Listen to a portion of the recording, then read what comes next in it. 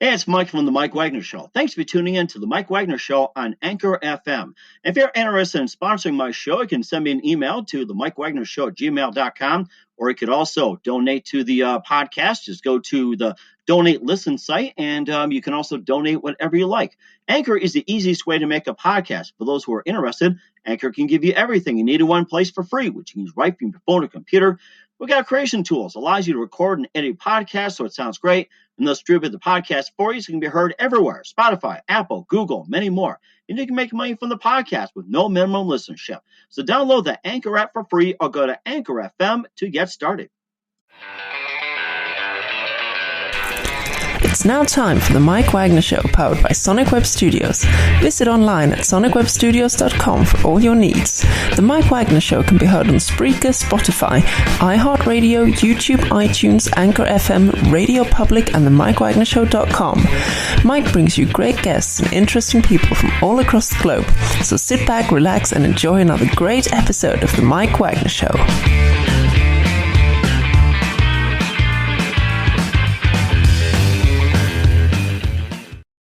Hey everybody, it's Mike from the Mike Wagner Show, powered by Sonic Web Studios. Visit online at sonicwebstudios.com for all your needs. Look at a professional website without breaking your budget. Sonic Web Studios is the answer. Sonic Web Studios offers fast, affordable custom web designs at below the competition away.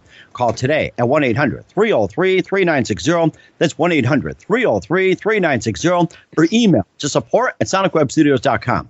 Mention the Mike Wagner Show, get 10% for your first order. Sonic Web Studios, take your image to the next level. Also, the Mike Wagner Show can be heard on the MikeWagnerShow.com. You can check our Facebook page at Facebook.com/The Mike Wagner Show. You can download and listen on Facebook, SoundCloud, Spreaker, Spotify, and iHeartRadio. Also on Anchor FM, Radio Public, iTunes, Google Play, Apple, Stitcher, Deezer, and more. Take the Mike Wagner Show with you on any mobile device. Subscribe to the Mike Wagner Show on the YouTube channel. Also follow the Mike Wagner Show on Instagram and Twitter today. We're here with Norwegian author, marketer, and copywriter Asmund Ryningen from Norway here on the Mike Wagner Show. Talking on the other side of the pond, he's got a new book out called Winner's Mindset, and previously he wrote How to Survive Disaster, 9 Prepper Steps, which is applicable to what's happening today. Also, the 7-Figure Copywriting Handbook, the Real Estate Sales Letters, and more. He's got a very interesting background, and live from beautiful Norway, the home of Lutefisk, and just all kinds of things, including chilling out. And ladies and gentlemen, from the other side of the pond, here's author, marketer, and copywriter, and just having a little fun chilling out, Asmund Ryningen. Asmund, good morning, good afternoon, good evening. Thanks for joining us today.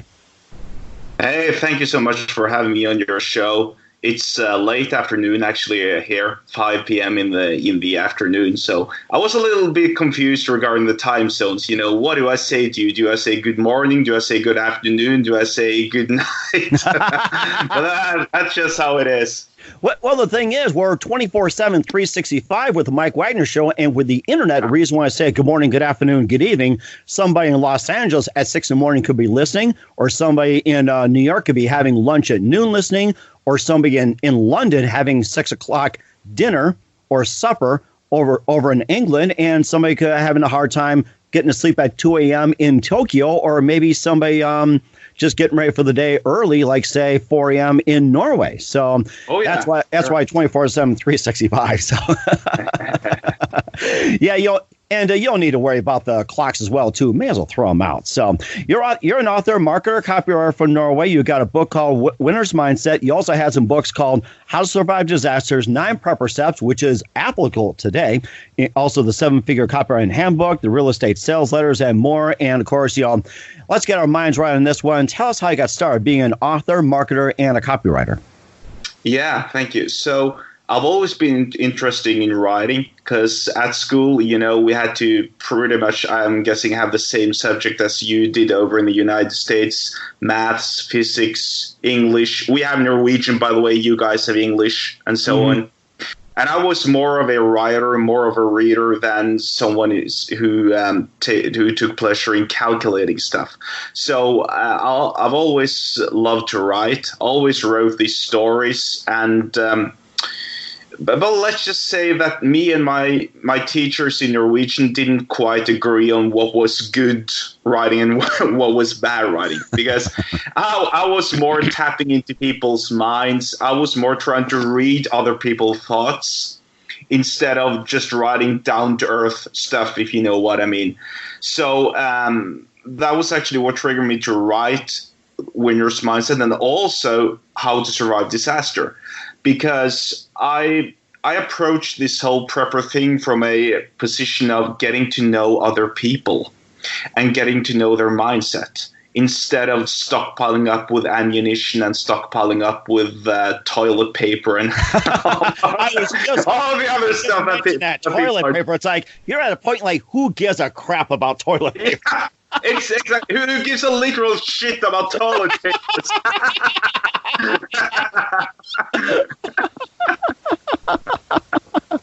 Yes, you can stop the toilet paper now, or the penalty is give us some.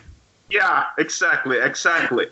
I mean, it's so funny because it's happened here in Norway too. You know, literally on the same day that they announced the lockdown and the possible curfews regarding to the COVID-19, people starting stockpiling toilet paper like crazy, and you know, all sorts of other foods and beverages. I mean, it's just crazy. They think that because of the virus, we're getting a food shortage, which is not true, at least not for the time being. So yeah, I think it's a mindset issue, but that again goes back to actually knowing someone and just being friends with someone. Because here's the thing: I grew up being bullied. I was bullied for 11 years at school and in high school, and I know how it is to be alone. So I actually wrote the Winner's Mindset and the Real Purpose Secret, the How to Survive Disaster ebooks,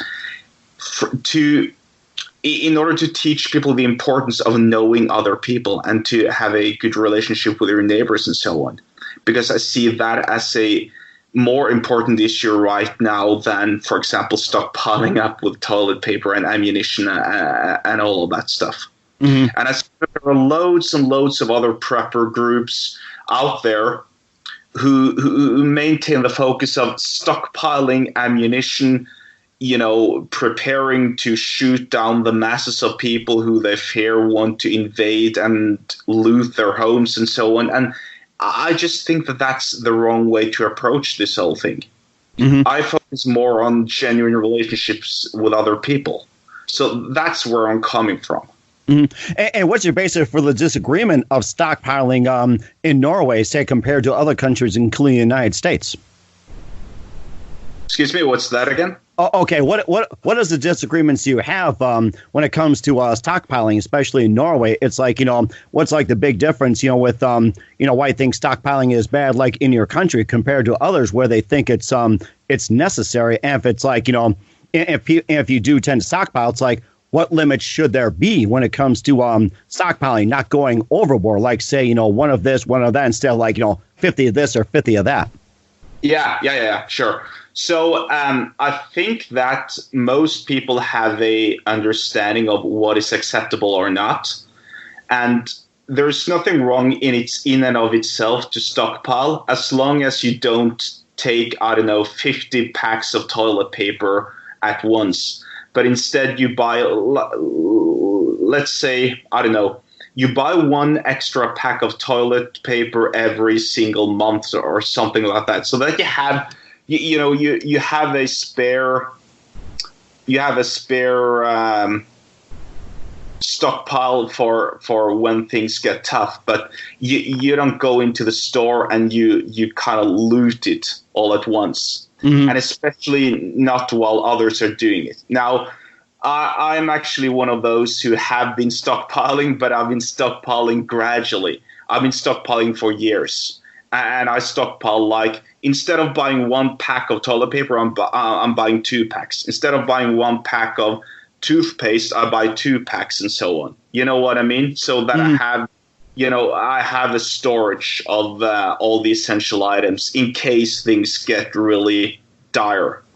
So, and then you have the media, then you have all the politicians who actually publicly go out and say that you can't stockpile.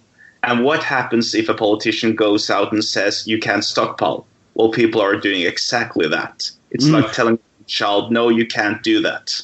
I mean, So in other words, it's pretty much like reverse psychology, where it's like most politicians, they say, no, you can't stockpile, but here they are, they get 50 things of toilet paper for themselves and then just pass it on to their cronies. Yeah, exactly. And, I don't know what Trump has done in the United States, but in Norway, the prime minister went publicly and said, don't stockpile. I mean, come on. and here you are in live media. It's like, they got like 50 packs of toilet paper and, 50 bottles of vodka, whatever it is, and stored inside. Yeah. Someone took like a hidden camera in there. But then the whole basis on the stockpiling thing, and say you buy one thing of toothpaste, you buy two, and the same thing with food. Let's say you buy a pound of hamburger meat, you buy 2 pounds, or say a bundle of bananas, you get 2 bundles. So it's like you basically just double up on normally what you consume for a single person or a household or a large family. Yeah, exactly. And you do that progressively from day 0 or from day 1 that you apply this mindset. So I've been doing this for a long time. Like I said, I have a storage of what I consider essential items: toilet paper, toothpaste, some boxed and canned foods, meat, and other beverages. Mm-hmm. And I don't think there's anything wrong with that in and of itself, because there are, at least in Norway, and I would assume in the United States as well, there are enough items for everyone as long as people don't, rush into all the stores and buy everything at once. Mm. But if everybody bought like 2 packs instead of 1 every single day, then people would actually have a spare storage of these items, and you wouldn't have the need to, loot the stores and behave like maniacs. Mm-hmm. And now you guys are curfew in Norway as we speak at this time. There's like certain areas that have curfew in the United States where some stores shut down at 8:30 or reopen at 6. Do you guys have a similar curfew when it comes to stores in Norway? Yeah, pretty much. Only it's not, I don't know, it's not enforced by law. It's just urged by the authorities not to. For example, you can't be more than 10 people inside a store at once, depending on how big it is. And you should keep a minimum distance of 6 feet and so on. But there hasn't been any public curfew as of right now. But the sole exception is in my local county, for instance. If you leave the county, then you're getting quarantined once you return. So that's a bit of a headache for a lot of people, especially those who commute and so on. And also, of course, for those who live outside the country and who work here as seasonal workers and so on. So it's it's making things a little bit difficult, to say the least. But that's just how it is. Right. We'll also talk about the rest of the prepper steps as well, too. But first, listen to the Mike Wagner Show at the MikeWagnerShow.com, powered by Sonic Web Studios. Visit online at SonicWebStudios.com for all your needs. Looking for a professional website without breaking our budget? Sonic Web Studios is the answer. Sonic Web Studios offers fast, affordable custom web designs at below the competition rate. Call today at 1-800-303-3960. That's 1-800-303-3960. Or email to support@SonicWebStudios.com. Mention the Mike Wagner Show. Get 10% off your first order. Sonic Web Studios. Take your image to the next level. Also, the Mike Wagner Show can be heard on the MikeWagnerShow.com. You can check our Facebook page at Facebook.com/The Mike Wagner Show. You can download and listen on Facebook, SoundCloud, Spreaker, Spotify, and iHeartRadio.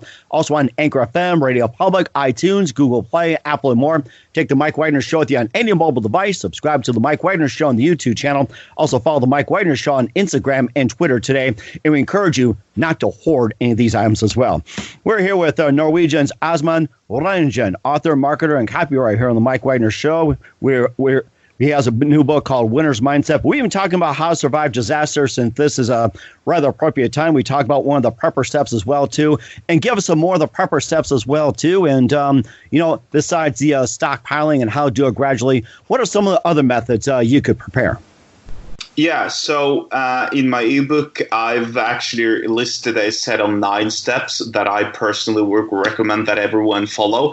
And I draw a lot of criticism from my fellow preppers and from the overall prepper community, which is fine. I mean, we all have to disagree on something. Now, I've written I've written it very consciously, and I've started by assuming or by saying that you shouldn't tell anyone you don't trust that you're prepping. That's step one. Very and the reason obvious. for that, yeah, exactly, very obvious, especially during these times. Because, I might sound like a doomsday conspiracy theorist, but what happens if you advertise to the world that you have loads and loads of toilet paper and vodka and other essential items, and there's loads of people who don't have? I mean, on one side, it's immoral not to share, obviously, but you yourself can't save the world. We all have to take care of ourselves eventually. You yourself come first. I myself come first. So that is why I consider it the most important to prep in hiding, to don't reveal it to the rest of the world. And I don't understand those who would claim otherwise. And most importantly, don't reveal it to your neighbors as well, too. And you could share once in a while, but don't go overboard. Exactly, and you need to know whom it is that you're sharing it with. Can you trust this person? Like I said, could you lend your neighbor your lawnmower and get it back intact? If you could, then that's a good sign. Could you trust your neighbor to get your mail while you're gone on a vacation? Or could you actually trust your neighbor with the keys to your house? That's another very good tell. If you couldn't do that, then I wouldn't have, said like, hey, just so you know, I'm prepping, but don't tell anyone. Right, exactly. I think that's more common sense, and that's what's lacking in a lot of the world these days, not just the U.S. or Norway, but just all over the world, just lacking common sense.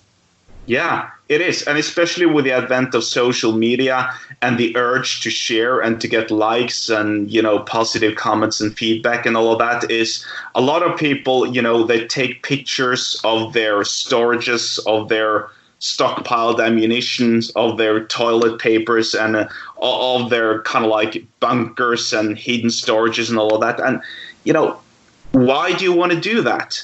You're drawing the negative kind of attention. Because during a crisis, people are going to flock to you. And what if you have children? What if if you're a husband, if you're a father, you have a wife and you have 3 children and they're all, 2, 5, and 8 years old, and you have a bunch of strangers who want to raid and loot your home because you have spare items that they need. That's not a very pleasant situation to be in. Mm-hmm. Right, exactly. And of course, talking about stockpile, what's the limit on perishable foods when it comes to stockpiling?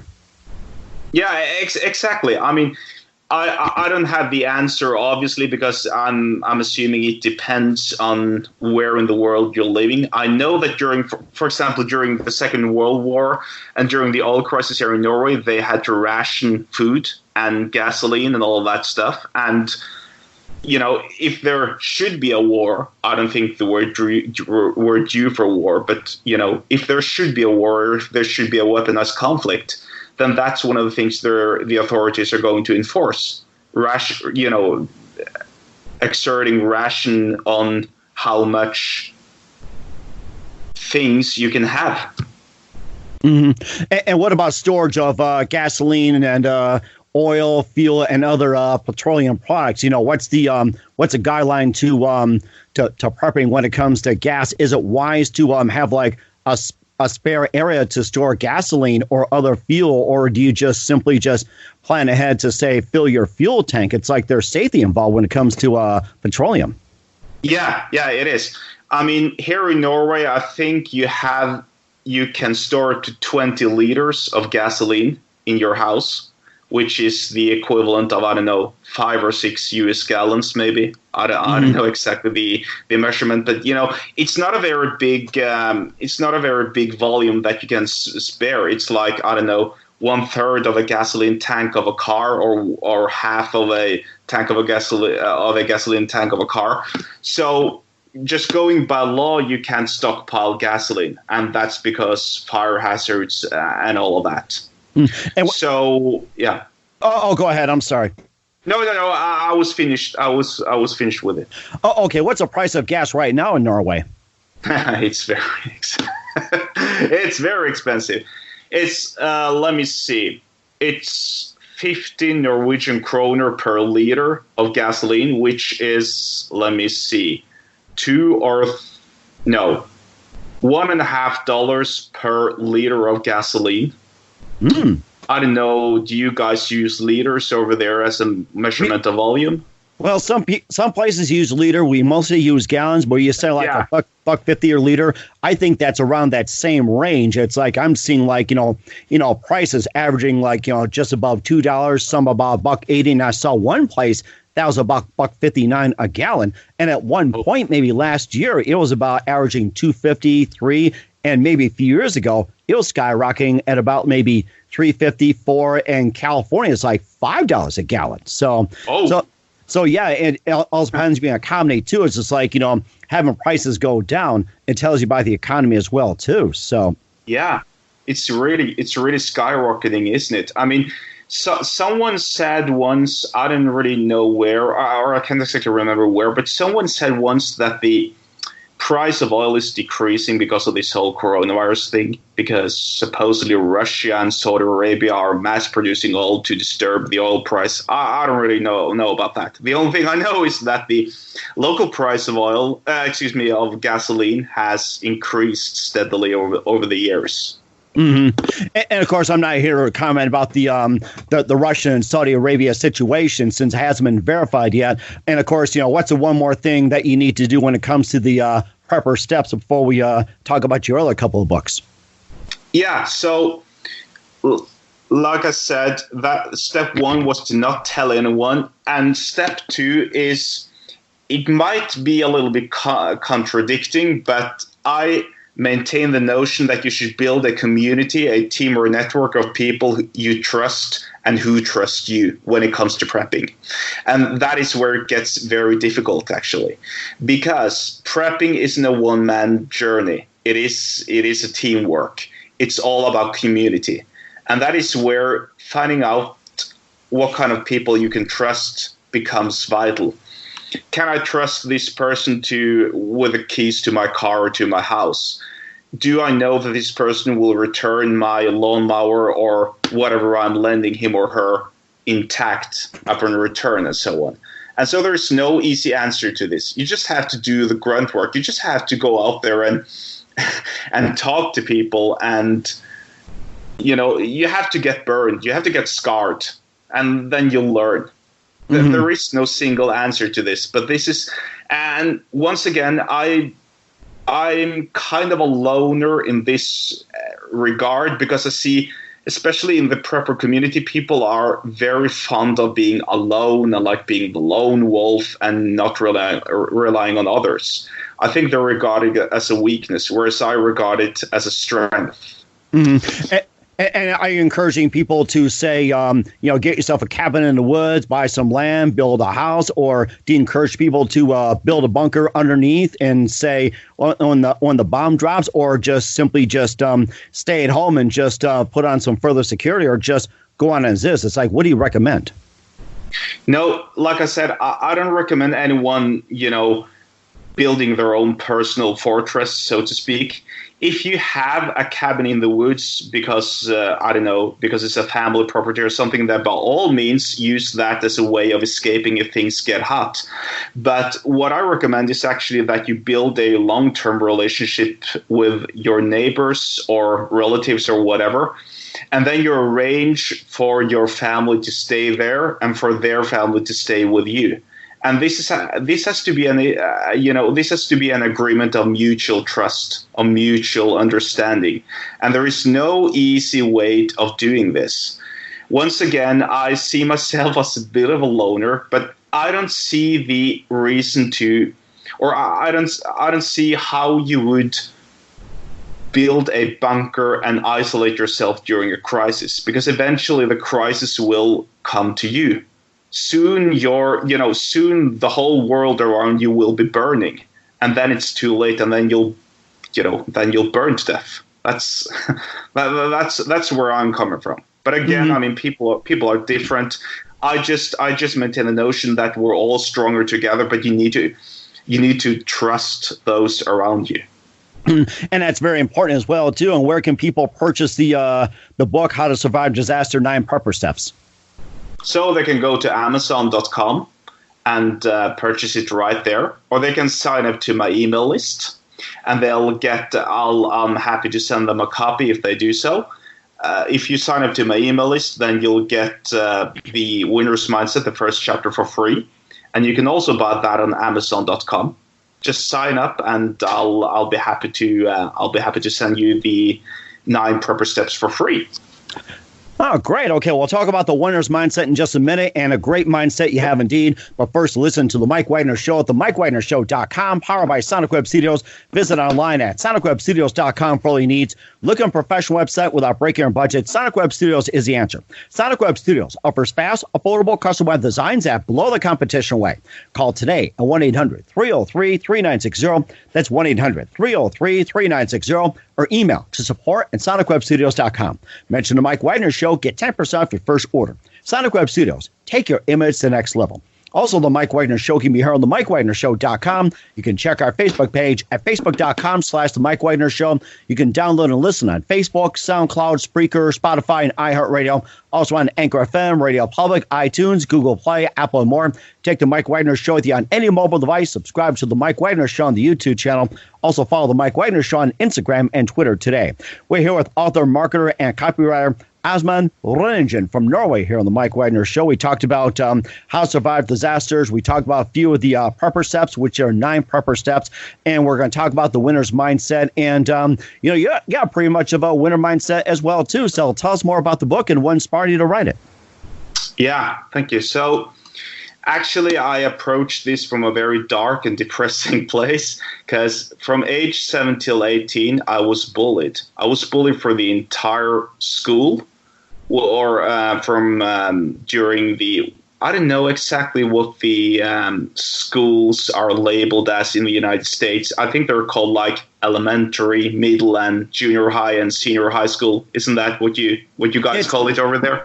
It's somewhere around there. There's preschool, which used to be nursery school. Then you have kindergarten. Then you got grade school, middle school, junior high, high school. After graduating high school, then you go on to college, and then you go to work. You just further your studies. So that's how the system is.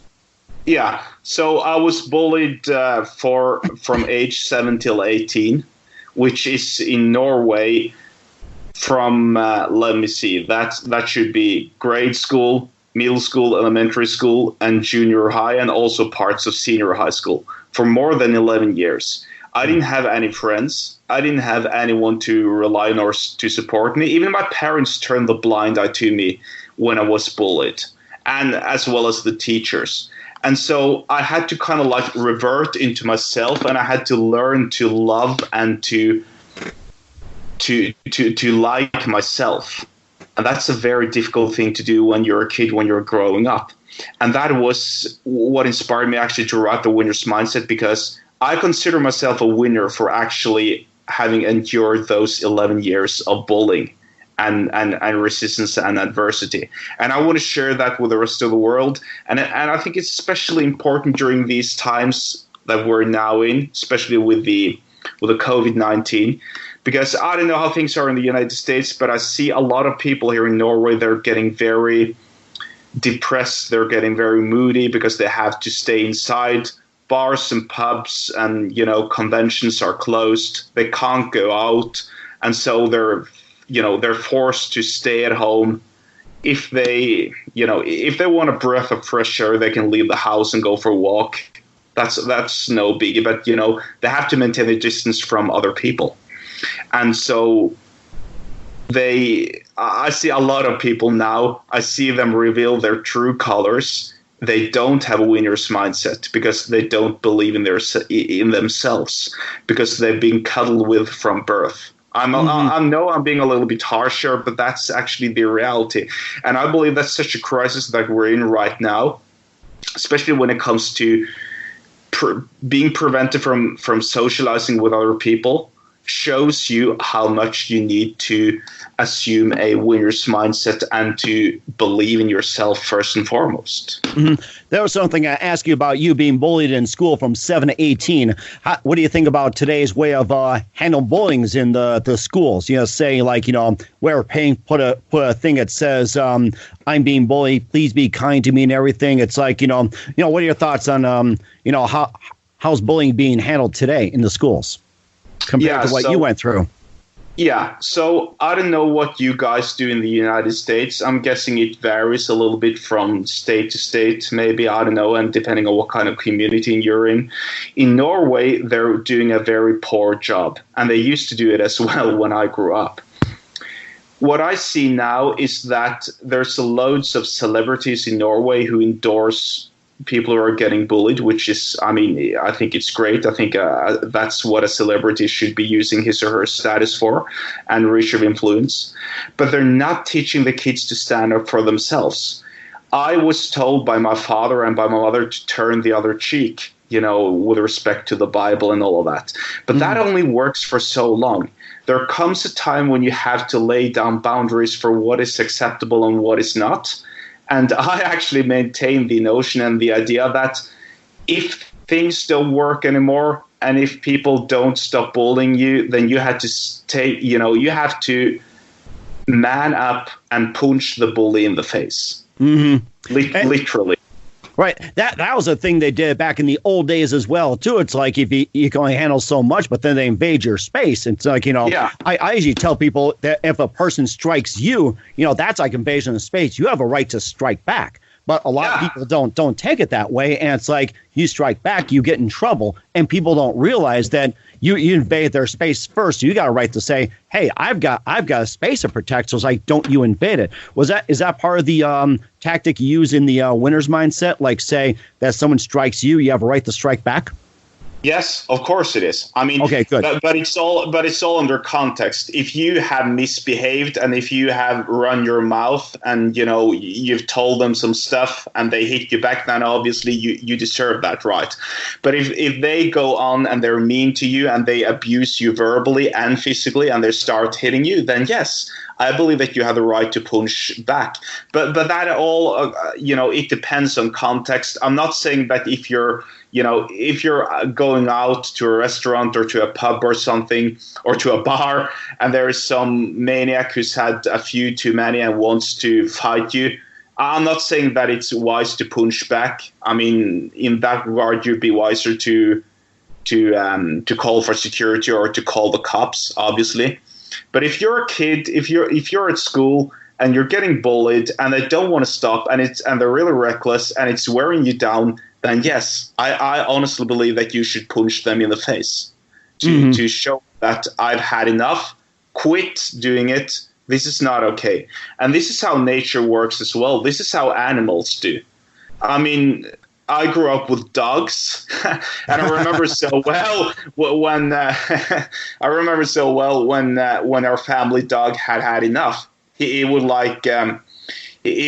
attempt to bite us as kids because he wouldn't take it anymore. And that was just his defense mechanism. He didn't mean to hurt us. That was just his way of saying it. Stop it. I've had enough. It's not okay what you're doing. So I believe that the current anti-bullying scene is doing a most poor job, and they're actually urging children to talk together.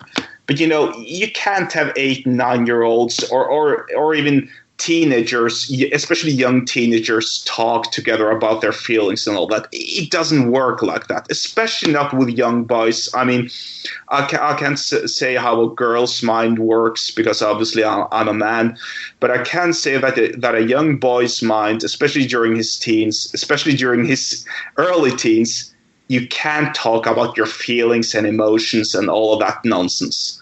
There comes a time when you have to lay down the boundaries. And that's where the anti-bullying scene is failing at a large scale. I don't know how things are in the United States, but I'm assuming it might be a little of the same, maybe.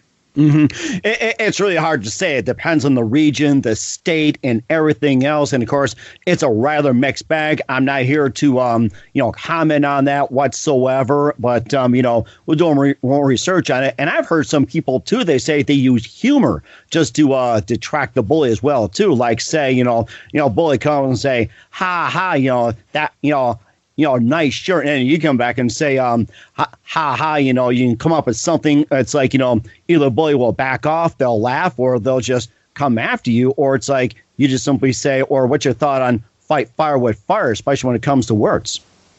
No, I know what you mean. I actually attempted to do that myself when I grew up. But it really didn't work. It might have been because I was poor with words. But I always attempted of taking the verbal route first. And then I eventually would back off, because in my mind, I knew that both of my parents had said that, no fighting at school, you can't fight. And, fighting leads to war and all of that stuff. They were trying to scare me. And I think that because I grew up in a little town, I think there's like 200 or so people. No, maybe 300 or 400 people who live in that little town where I grew up. And at school, we were only like 50 or 60 students. So, there wasn't much variation. And if I'd had the choice of changing schools, or if my parents had the choice of changing or moving me to another school, they could have done that, but they didn't have a choice. So it was like a series of unfortunate events. But I definitely can relate to what you're saying, fighting words with words and mocking the bullies and so on. But it just didn't work in my case. And I've heard the same thing from others as well. In fact, there's this big case going on in Norway with a bunch of people in their early 50s, late 40s, Gen Xers who grew up during the 70s in another rural town in Norway, who went through pretty much the same thing as I did. Only they've actually taken this matter to court. Wow. That was another method they did. I remember maybe 10, 20 years ago, but then they put a stop to it where a judge says they threw out the case and say, you guys will have to handle it yourselves. It got just like, you're right, it was just like so much of an overload on the judicial system. Exactly. And, I understand these people. If I could do it just to get, revenge, then it would have been sweet to have those old bullies condemned in court and sentenced to whatever punishment the judge found appropriate. But I think it's a step back, and I think it's ripping up in old wounds, and I don't think it's going to benefit these bullying victims long term, because lots of them are, like I said, in their mid 40s to early 50s. They're adult people, and they should know better, quite frankly. I mean, I moved on. I moved out of my parents' house when I was 16 years old, and I didn't look back. And there's no way I'm ever moving back to the old town where I'm from. Except, I visit my parents every now and then, by all means. But I have no intentions of settling down there. And I think that these people should do the same thing, because I'd actually say it's kind of a waste of court resources to take such matters to court. I mean, there are more important issues that the court should worry about. Like say with murders, drug dealers, and bankruptcies, divorces, to what's going on as well too. And of course, let's get away from the bullying aspect on the winner's mindset. What are some of the things you can do to achieve a winner's mindset? Like say, physical, or say spiritual, emotional, or even financial. It's like, what are some ways you can improve in those areas besides, getting over the whole bullying aspect? Yeah, all of those areas are actually interconnected somehow, at least if you ask me. And that is through physical exercise and getting in shape. And the reason I maintain that notion is because I used to be overweight myself. I'm 5'11", and I used to weigh around 250 pounds. So I was quite the big guy. But then I lost weight. I took my diet seriously. I changed my lifestyle. And now I weigh about 180 or 185 or so pounds. Impressive. Yeah. Yeah, I mean, and if I started doing it at age 30. I mean, I should have started at the age 20 or something. I'm 35 years old now, by the way. So I was quite, I don't know, old, if you want to use that word, in terms of starting my weight loss journey or my physical fitness journey. And if someone is physically fit, it means that they're not afraid of hard work. And it means that they're not afraid of getting their hands dirty and rolling up their sleeves and getting to work. And that's actually the first step of improving your life in any terms, be it physically, mentally, financially, spiritually, socially, pretty much anything. Because people trust. I think this is a universally recognized truth. It might be a little taboo, but if you have two people, one is fit and one is overweight, morbidly obese or whatever, then the majority of people are going to trust the physically fit person, no matter what. Mm-hmm. And that is why I don't know how to word myself right now, but I'm just going to be blatantly honest. I discriminate against obese people who don't want to change their lifestyle. Because unless you have a condition or a disease or an illness that makes your body churn out fat cells like there's no tomorrow, then it's your choice. It's your life, and you actually have the choice of reducing your weight and of losing weight. And it tells you so much about a person who does that. Mm-hmm. And so that is why sure. Go ahead. I'm sorry. Yeah, I was just finished. I was just going to say that because of that, it means that if you're overweight and you start losing weight and you start becoming physically fit, it means that you actually have done some hard work and you're not afraid of getting your hands dirty. You're not afraid of putting in the work to improve your life. And that is where it starts. Mm-hmm. And I think that's very important, too. You want to become a marketer and copywriter as well, too. And how did you get involved with marketing and copywriting? Yeah, so I've always loved people, believe it or not. I've always loved interacting with people, and I've always loved writing. So that was kind of like the ideal work or the ideal, I don't know, occupation, if you want to consider it that. To me, was to write in order to persuade someone to buy or to sell something. Mm-hmm. So I just love that. And I love interacting with people around the world. You and me now are interacting, even though we're on the opposite side of the world, so to speak. But by the miracle of the internet, we actually get to talk together, which I think is great. Yes. Hallelujah. Yeah. Yeah, it's funny, too, that you talked about your love for people, but then you're bully. You're like, hi, nice to meet you. Bam. Let's talk about what we do. Yeah, that's a new way of getting real bullying. Hi, nice to meet you. Pow. What can I do for you? But actually, that illustrates another point that I wanted to get to, was to actually start to fight. And I don't mean fighting on the street. I mean, go to a boxing gym, go to an MMA gym, and learn to fight a little bit, because you never know. And I'm not saying that you should get involved in fights. I'm saying that you should avoid getting involved in fights. But if disaster is there, if you have to defend your family, then, one punch is all it takes. And that is also something that will toughen you up, especially mentally. Because it wears you down mentally, getting punched in the face all the time when you're sparring. Trust me, I've done that so many times. Oh, yeah.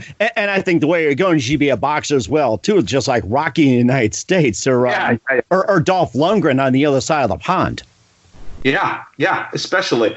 Yeah. And, I don't know. I think that in the United States, boxing has a more cleaner reputation. In Norway, it's not so clean yet. I mean, the ban on professional boxing was lifted only 6 years ago here in Norway. So it's been legal to arrange boxing fights here in Norway for 6 years, And that's that's quite insane if you ask me. Mm-hmm. And I'm sure maybe they take a cue from the United States as well too, and if I properly. But with you being a marketer now, did you have to learn by yourself how to be a marketer and copywriter, or did you go to school for that, or did you have to take courses, go through teachers, or did you work for a company that was in marketing? No, actually, I had to take some courses. I mean, I think it's safe to say it was a combination of teaching it or learning by doing and also by taking some courses. Because no matter how interested and how good you are at something, you can always benefit from taking another course. So that is why I recommend anyone who wants to become a writer, anyone who wants to become a marketer or a copywriter, take a course. It's worth the money, and apply what you learn. Mm-hmm. Especially the last part. Apply what you learn, because there's so many people who don't do that. And it's very important, too. Let's talk about your other two books before we wrap up here. We would like to have you back on soon. You wrote the 7-Figure Copywriting Handbook and the Real Estate Sales Letters. And tell us quickly about those two books. Yeah. So the 7-Figure Copywriting Handbook, that was pretty much just a sample ebook I wrote with ideas that I consider important if you wanted to make a lot of money.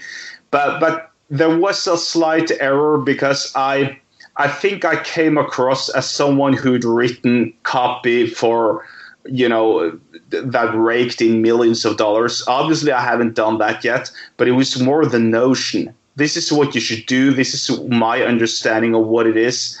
And this is what is important if you want to write copy that sells a lot. And so I studied a lot of the copywriting greats, and I just kind of mimicked their way of writing sales letters. And so when it comes to the real estate sales letters, I took a different turn than most real estate copywriters, because instead of writing about the property and how it looks and all of that, I wrote more about the importance of owning real estate and renting and making money out of it. Mm-hmm. And how it would benefit your family if you, for example, had lots and lots of real estate and you could rake in some passive income through that. Mm-hmm. That's amazing too. And have you actually worked for a real estate agency or an ad agency? No. These are just, I forgot to say that. Those two books you mentioned, those are just sample ebooks with the idea that I maintain for how things should be written, but I have no affiliation, or I haven't worked for any real estate company at all. Mm-hmm. So I think it's important to put it out there. I in hindsight, I perhaps should have put a little disclaimer saying that this is just my opinion, this is just my view on the world, but whatever. Mm-hmm. But of course, I think you'd be really good at as well too, and that's something you could probably take up as well too during the COVID-19 virus. It's like staying at home, study up, and I think it'd be great too. And love to have you talk more about it as time goes on later in 2020 and beyond. And there was just a couple of things here with Asmund, the author, marketer, and copywriter on the Mike Wagner Show with Winner's Mindset, How to Survive Disaster, the 9 Proper Steps, and more. And also just a couple of things. And who are your favorite writers growing up? So my favorite writers were actually a bunch of Norwegian guys. I don't know if how many Norwegian authors you but one of them is Knut Hamsun. He wrote books about Norwegian agriculture during the early 1900s. Uh-huh. And I related very well with that, because I grew up on the countryside, and when I was isolated, when I was bullied, I found pleasure in reading those books because they were so vivid. He was such a great user of word pictures. And also, of course, Dan Kennedy. I don't know if you heard about him. He's an American marketer. He's one of the very best. He's one of my all-time favorites as well. But like I said, when I grew up, it was Knut Hamsun, a Norwegian author. He's my number one favorite. Mm-hmm. That's amazing too. Who's the biggest influence in your career?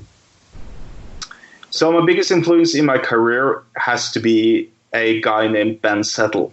He's a copywriter and a publisher from the United States. I think he lives in Oregon.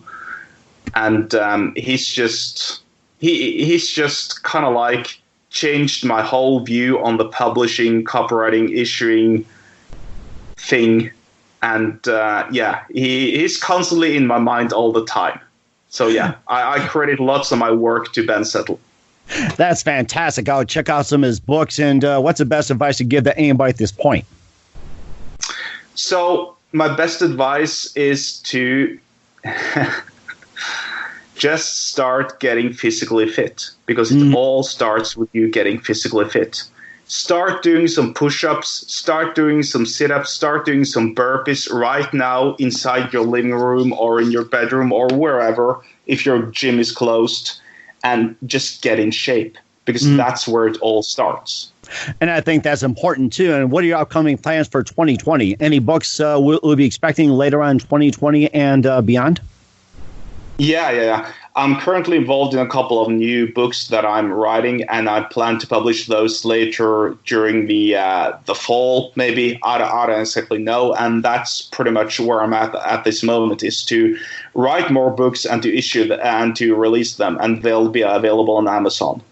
Sounds great. Okay, I'd love to have you back on sometime in 2020 and beyond. Keep us up to date. Once again, Asmund Ryningen, the author, marketer, and copywriter here on the Mike Wagner Show. Winner's Mindset, How to Survive Disaster, 9 Proper Steps, and more. And before go here, you've been fantastic. Love to have you back on. Tell us once again your upcoming projects. What's your website? How do people contact you? And where can people purchase your books? Yes, thank you so much. So I make it actually very easy for people. You can communicate with me through email. If you go into realpreppersecrets.com/free and sign up for my email list. And you can also purchase all my books on Amazon. Just just type in my name on Amazon and you'll find them all there. So realpreppersecrets.com/free. That's fantastic. Asmund, just want to say a big thank you for your time. You've been fantastic. Looking forward to having you again soon. Do us a favor, keep this up to date. Looking forward to have you on in 2020, and we'll probably share for Lutefisk or something. Yeah, we should do that. Thank you so much for having me on your show. I really appreciate it. Thanks for listening to the Mike Wagner Show, powered by Sonic Web Studios. Visit online at sonicwebstudios.com for all your needs. The Mike Wagner Show can be heard on Spreaker, Spotify, iHeartRadio, iTunes, YouTube, Anchor FM, Radio Public, and themikewagnershow.com. Please support our program with your donations at themikewagnershow.com. Join us again next time for another great episode of The Mike Wagner Show.